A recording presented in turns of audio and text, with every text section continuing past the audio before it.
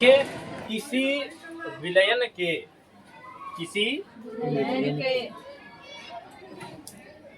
विलयन के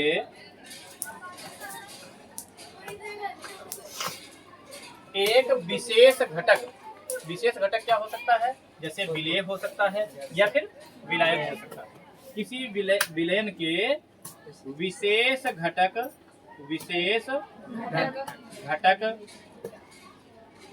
किसी विलयन के विशेष घटक का मोल प्रभाज या मोल अंश बोल सकते हो। मोल प्रभाज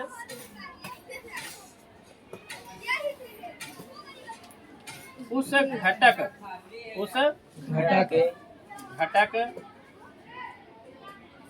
के मोलों की संख्या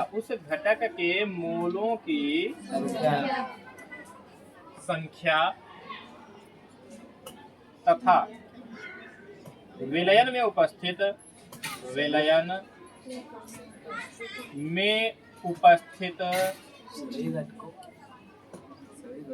सभी घटकों के मोलों की संख्या, या कह लो उपस्थित सभी मोलों की संख्या मतलब जितने भी इसमें जो है मोल आएंगे उन सब की संख्या का अनुपात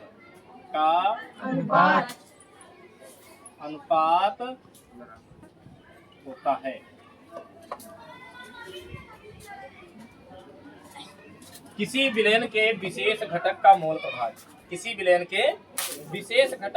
प्रभाज उस घटक के मोलों की संख्या तथा विलयन में उपस्थित सभी मोलों की संख्या, जितने भी होंगे, या कह लो यहाँ पर सभी घटकों के मोलों की संख्या, सभी घटकों कर लीजिए, घटकों के यहाँ पर है, ठीक है, मोलों की संख्या का अनुपात होता है। क्या होता है? मोल प्रभाज। ठीक है, अब इसको हम समझते हैं कैसे। मान लीजिए आपके पास कोई एक विलयन दिया गया है। इस विलयन में पहले से जल था, ठीक है। इस जल में आपने नमक घोल दिया। क्या घोल दिया? नमक घोल दिया। अच्छा, नमक जो घोला गया है, मान लीजिए 100 ग्राम विलयन है, नमक जो घोला गया है वो घोल दिया गया है 10 ग्राम। कितना घोला गया? 10 ग्राम नमक घोला गया, ठीक है। और 90 ग्राम जल है, तो पूरा विलयन जो हो जाएगा वो कितना हो जाएगा? विलयन हो जाएगा 100 ग्राम, हो जाएगा नहीं? तो जल कितना होगा? जल होगा 90 ग्राम, ठीक है नहीं? ठीक है, एक विलयन आपको दिया गया है जिसका पूरा द्रव्यमान जो है 100 ग्राम है। उसमें 10 ग्राम नमक घुला, यहाँ नमक लिख देते हैं, 10 ग्राम जो है नमक घुला हुआ है और 90 ग्राम जल है, तो पूरा मिलाकर 100 ग्राम विलयन तैयार हो गया। अब सबसे पहले हमको चाहिए क्या? मोल प्रभाज में हमें एक जो है, कोई भी विलयन है, इसका एक घटक जो है नमक का, मान लीजिए मोल प्रभाज निकालना है। नमक का हमें मोल प्रभाज निकालना है। तो जब हम नमक का मोल प्रभाज निकालेंगे तो नमक के मोलों की संख्या ऊपर रखेंगे और बटे, ठीक है, अनुपात देखो लिखा हुआ है, संख्या था विलयन के उपस्थित सभी मोलों की संख्या का अनुपात। अनुपात का मतलब जिस विशेष घटक का मोल प्रभाज आप निकालेंगे उस घटक के मोलों की संख्या ऊपर रहेगी। आप नमक का मोल प्रभाज निकालेंगे तो नमक के मोलों की संख्या ऊपर रहेगी, और नीचे इसमें नमक और जल दो है घटक, नीचे नमक में उपस्थित नमक के मोलों की संख्या प्लस जल के मोलों की संख्या रहेगी। पहले हम फार्मूला लिखते हैं तब आप समझ पाएंगे अच्छे से। हम मान लीजिए लिख देते हैं कि विलेय, यहाँ पर विलेय शब्द यूज कर रहे हैं। विलेय का मतलब नमक भी हो सकता है, चीनी भी हो सकता है। विलेय का मोल अंश या मोल प्रभाज, ठीक है, मोल प्रभाज बराबर ऊपर रहेगा विलेय के मोलों की संख्या, क्योंकि हम विलेय का निकाल रहे हैं ना, तो ऊपर क्या रहेगा? विलेय के मोलों की संख्या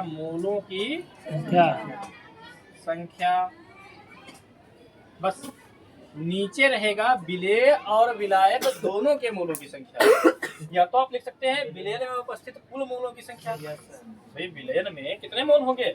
ये जल के नमक के होंगे मोल और जल के होंगे। तो या तो आप अलग अलग लिखिए कि नमक के मोलों की संख्या प्लस जल के मोलों की संख्या, और या फिर आप लिख दीजिए विलेन में उपस्थित कुल मोलों की संख्या। तो हम यहाँ आपके अच्छे से समझ में आए, आपको अच्छे से समझ में आए, इसलिए हम यहाँ पर अलग अलग लिखेंगे। हम लिखेंगे विलेय के मोलों की संख्या। क्या लिखेंगे? विलेय के मोलों की संख्या प्लस विलेय के मोलों की संख्या प्लस विलायक के मोलों की संख्या। क्या लिखेंगे? विलायक के मोलों की संख्या।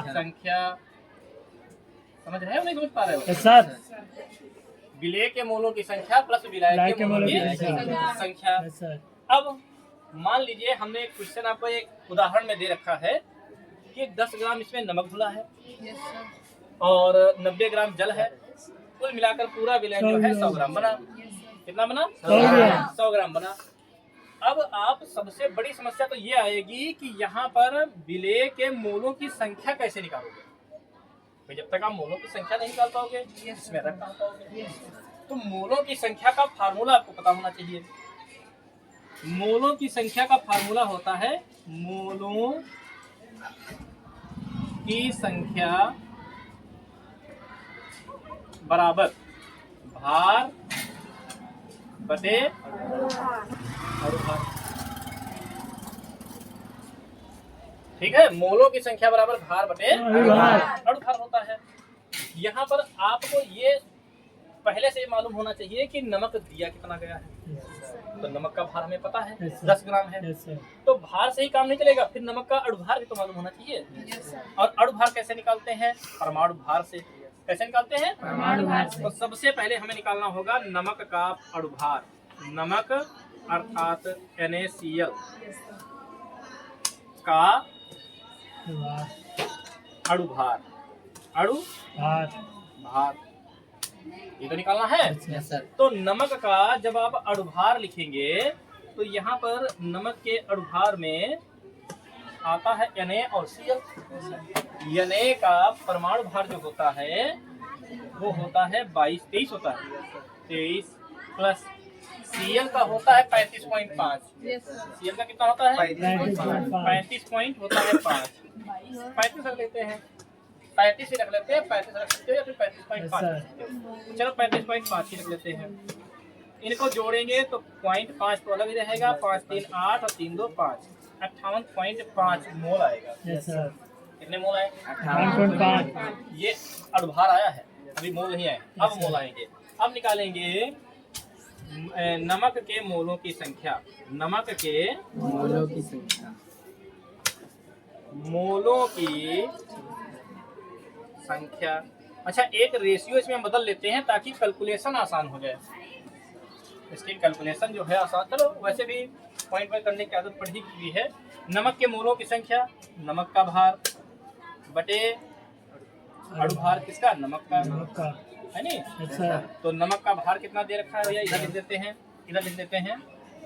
नमक का भार बराबर 10 ग्राम यहाँ लिखा हुआ है। ठीक है, यहाँ और लिख देते हैं जल का भार। जल का भार 90 ग्राम बराबर 90 ग्राम। ठीक है। तो हम यहाँ पर नमक का जब भार लिखेंगे तो लिखेंगे 10 बटे अणुभार 58.5। इसको इसी तरह से छोड़ देंगे ताकि हम एकदम से जो है लास्ट में कैलकुलेशन कंप्लीट कर लें। ठीक है, पॉइंट में नहीं निकालेंगे। अब ऐसे ही हमें निकालना है जल का अणुभार। किसका अणुभार? जल का अणुभार। तो जल का जब अणुभार निकालेंगे तो जल का फार्मूला तो आपको पता ही क्या होता है। क्या होता है? तो ये हो जाएगा H का, देखो 2 हाइड्रोजन है तो 2 गुणे 1 हाइड्रोजन का परमाणु भार 1 और प्लस O का होता है 16। कुल मिलाकर कितना आ जाएगा? 18। अब हम लिखेंगे जल के मोलों की संख्या। क्या लिखेंगे? जल के मोलों की संख्या। जल के मोलों की संख्या। जब हम लिखेंगे जल के मोलों की संख्या तो लिखेंगे जल का भार ऊपर और बटे जल का अणुभार। तो जल का भार कितना दिया गया है? जल का भार दिया गया 90 ग्राम बटे अणुभार कितना दिया गया है 18। क्या 18 के पहाड़े में 90 आता है? Yes sir. कितनी बार में आता है? 5 बार। तो यहाँ पर हम 5 लिख देंगे। ठीक है, मोल आ रहे हैं, ध्यान रखना। Yes sir. अब हमें क्या कहते हैं, नमक के मोलों की संख्या पता है और जल के, यहाँ पर पॉइंट में कर ही लेते हैं, थोड़ा आसान हो जाएगा। 10 को भाग करेंगे 58.5 से। ठीक है, पॉइंट हटाएंगे, 0 बढ़ाएंगे, 5 से काट लेंगे, 5 एकन्ना 5, 5 एकन्ना 5, 5 सत्ते 35, 5 दूनी 10, 0। ऊपर 20 नीचे 117 कितना है? ऊपर 20 बटे 117 और नीचे 117। 20 को हम भाग करेंगे 117 से, 0 लगाओ, पॉइंट लगाओ, 0 बढ़ाओ, 117 एकन्ना 117। यहाँ से हासिल लेंगे, यहाँ 10, यहाँ से हासिल लेंगे 10, 10 से 7 घटेगा 3 बचेगा, यहाँ बचेगा 9, 9 से घटेगा 8 बचेगा, 1 से घटेगा कुछ नहीं बचेगा। पॉइंट लगा हुआ है, 0 हम बढ़ा सकते हैं। ठीक है, अब 8 बार तो लग नहीं पाएगा, 7 बार लग सकता है। 7 बार लगाएंगे तो 7 7 40 हासिल कितना आएगा? 4, 7 एकन्ना 7, 4 11 हासिल आएगा, 7 एकन्ना 7 1 8, लगभग 0.17 आ रहा है। हम इतने रख लेंगे। ठीक है, यस सर। 0.17। ठीक है, नहीं? ठीक है, यस सर। अब हम क्या करेंगे, अब हम निकालेंगे नमक का मोल प्रभाज। क्या निकालेंगे भैया? नमक का मोल प्रभाज। हम लिखेंगे नमक का मोल प्रभाज, मोल प्रभाज या मोलन से एक ही चीज होती है, बराबर। ऊपर क्या लिखेंगे? नमक के मोलों की संख्या। यस क्या सर। लिखेंगे? नमक के मोलों की संख्या। वैसे यने यनबी करके भी लिखा जाता है, लेकिन आपकी समझ में पूरी लैंग्वेज है, इसलिए हम एक उदाहरण जो है पूरा लैंग्वेज से बता रहे हैं। Yes sir. फिर बाद में यने भी कर देंगे। नमक के मोलों की संख्या, के मोलों की संख्या बटे नमक के मोलों की संख्या, फिर से नमक के मोलों की संख्या प्लस जल के मोलों की संख्या, जल के मोलों की संख्या। मोलों की संख्या।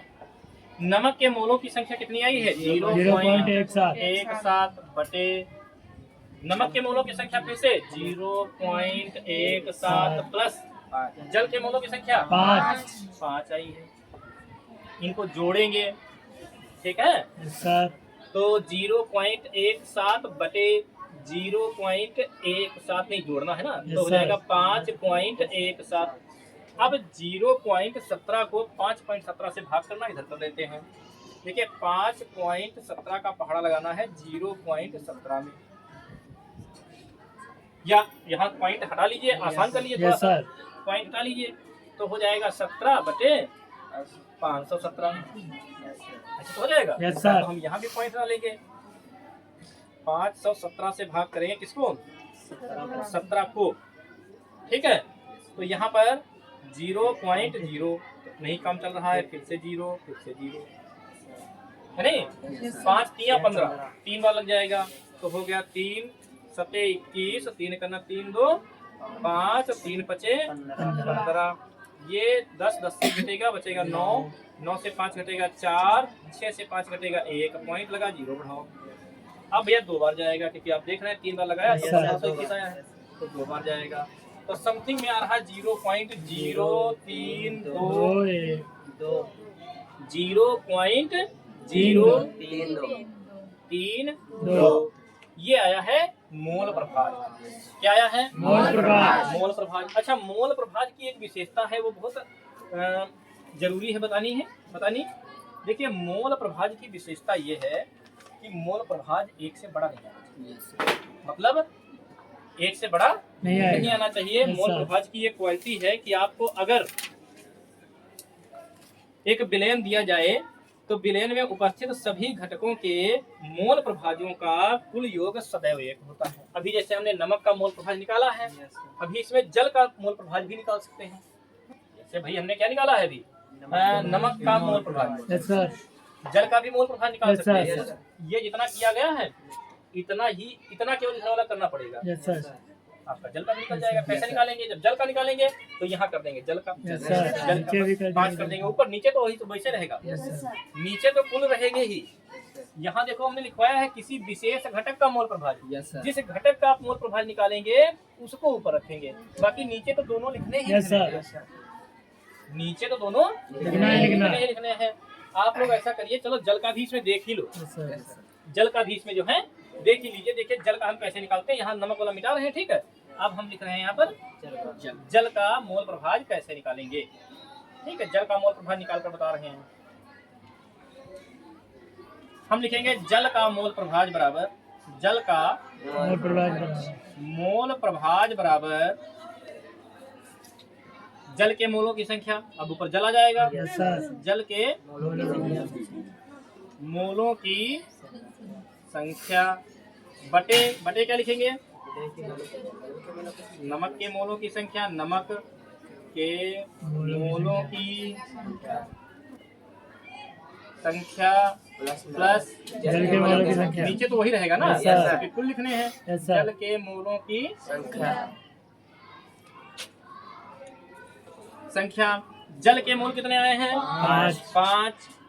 नमक के कितने आए हैं?